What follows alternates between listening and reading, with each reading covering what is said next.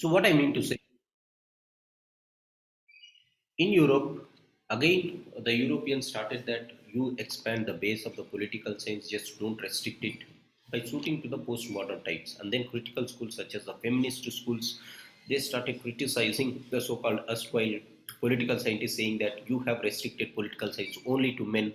Why should men have all the things, right? Why should men should enjoy all the rights? Even females have that.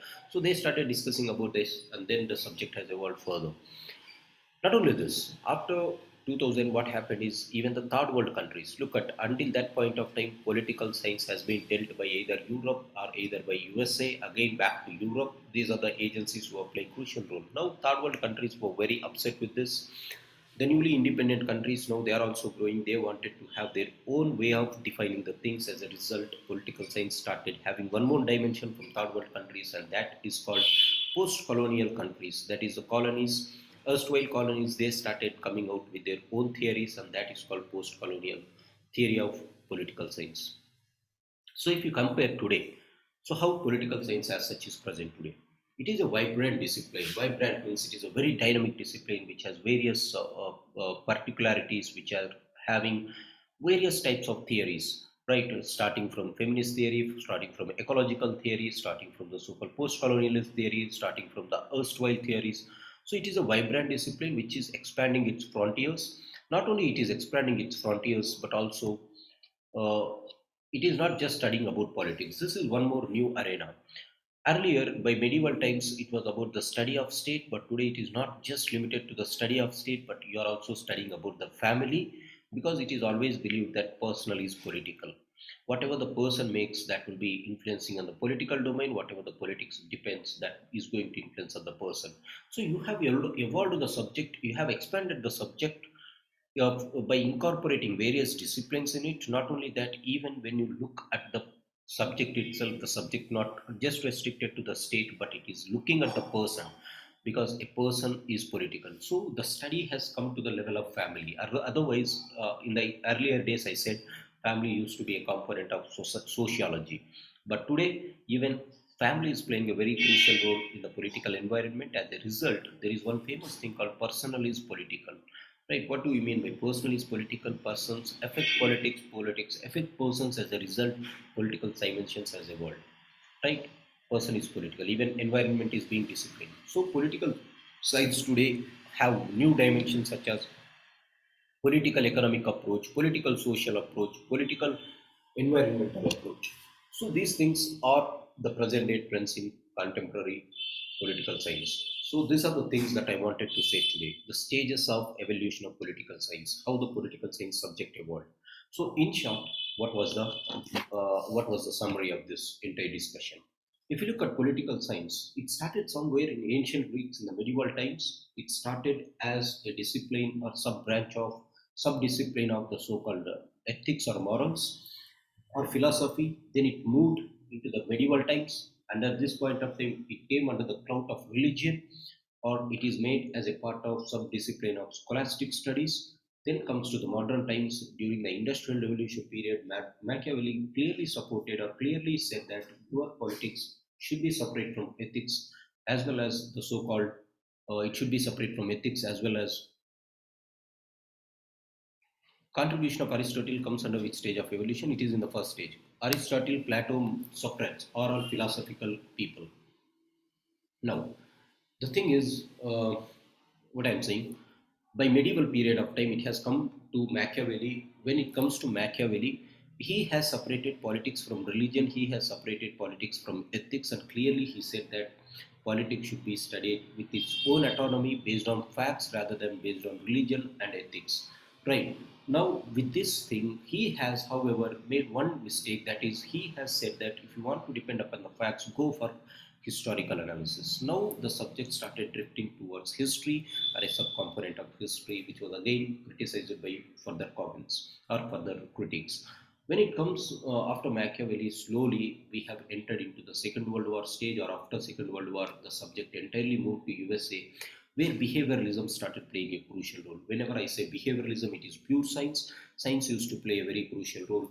Now they thought that you have to make political science just like pure science, but again it has failed, because Political science is applied part, whereas pure science cannot be applied in social relations. As a result, there came post-behavioral approach.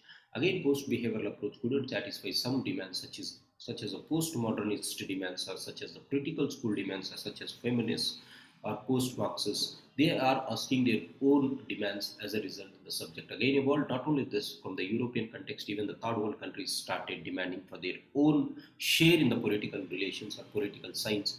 Hence, the subject has evolved to this level over a period of time. So today, political science is dealt in this dimension. So this is a brief history about how political science has evolved. In depth, we'll study about why this debate has come, whether political science should be philosophical or whether it has to be science. Is it normative in its approach? Is it behavioral in its approach? There was one person called F.W. Maitland, Maitland. What this person said, look at the debate. What I have to study political science? Should I study political science as norms or should I study it as behavior? What he answered is, when I see the question paper with the title political science, whenever he went to write the exam on political science, what he thought, I am more troubled with the title than the questions. I am troubled whether this paper belongs to science or it belongs to philosophy. Leave about the questions. So this is the debate. So the nature of political science. What do you mean by nature? Whether it should be studied from the lens of philosophy, as was said by Socrates, Plato, or Aristotle, or it has to be studied in the lens of science, which has been said by behavioralism, where one person called David Easton is one person who has propounded this behavioralism, and they started saying that what I have to study or what I have to base my analysis.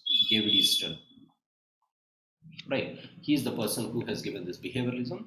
So he might have clearly said, when I look at the question paper with the title political science, I am not troubled by the questions, but I am more puzzled by the title itself. So this shows that political science, clearly what exactly political science is. It philosophical, is it scientific? That has to be studied. We'll study that depth, whether it is normative, whether it is behavioral. If it is normative, what are the loopholes in normative? If it is behavior, what are the loopholes in behavior? What are the other schools of philosophy over a period of time? This is what the debate is. So today, I'll tell you this tomorrow. So utility approaches. Look at this approach. Traditionally, how you used to approach: philosophical way, historical way, empirical way, legal way. These are the approaches what that used to be there during the traditional times.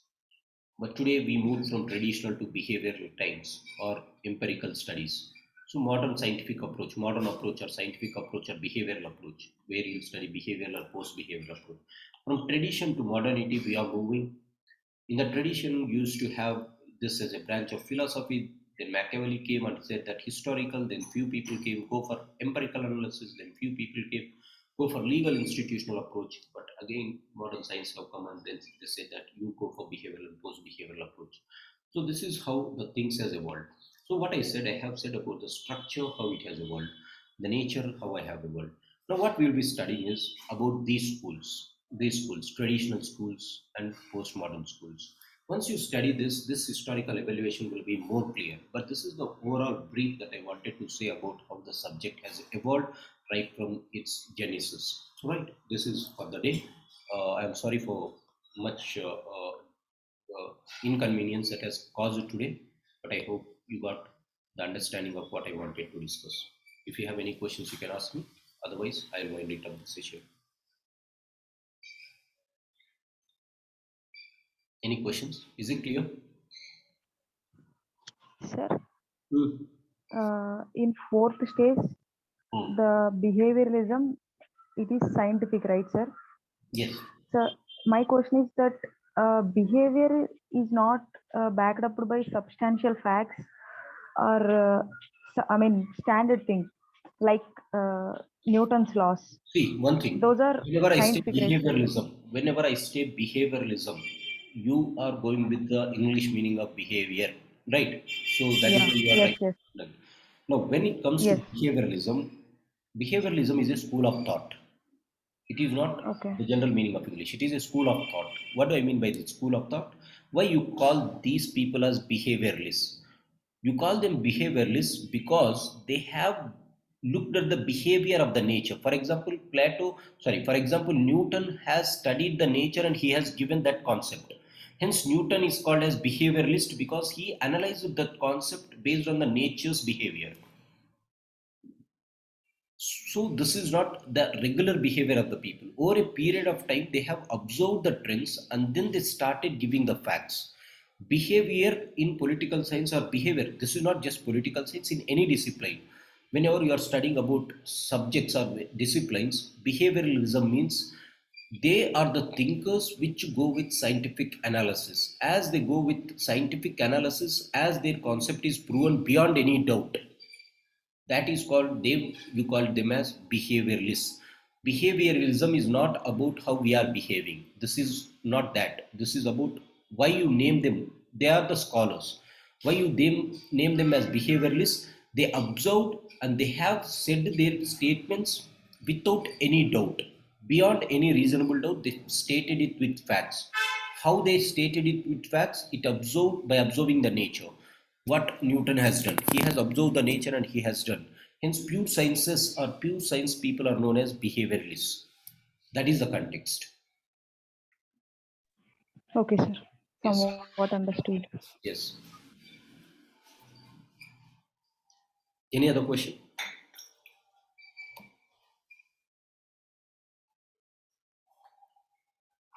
Right then, I'll wind it up. Thanks for joining. Have a good day. Thank you, sir.